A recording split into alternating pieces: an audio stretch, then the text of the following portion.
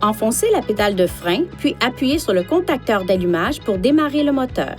Pour couper le moteur, faites passer le levier de vitesse à la position de stationnement et appuyez sur le contacteur d'allumage jusqu'à la position off. Le fait d'appuyer sur le contacteur d'allumage une fois sans enfoncer la pédale de frein placera le véhicule en mode accessoire.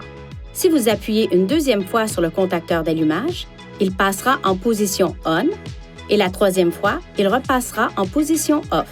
Si vous laissez le contacteur à la position accessoire ou on, divers systèmes du véhicule peuvent décharger la batterie et votre véhicule pourrait ne pas démarrer. Après le démarrage, laissez le moteur tourner au ralenti pendant au moins 30 secondes.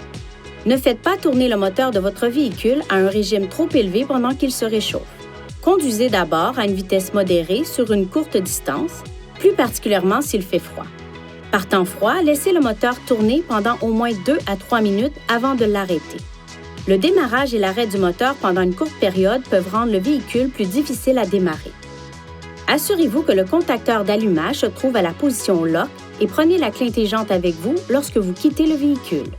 Par mesure de sécurité, si la portière du conducteur est ouverte pendant que le contacteur d'allumage est à la position accessoire ou on, un carillon retentira.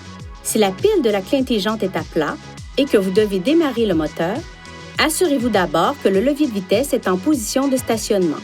Touchez ensuite le contacteur d'allumage avec la clé intelligente et un signal sonore se fera entendre.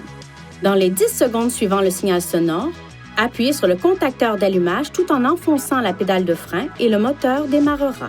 Si vous n'appuyez pas sur la pédale de frein en même temps que sur le contacteur d'allumage, la position passera à accessoire.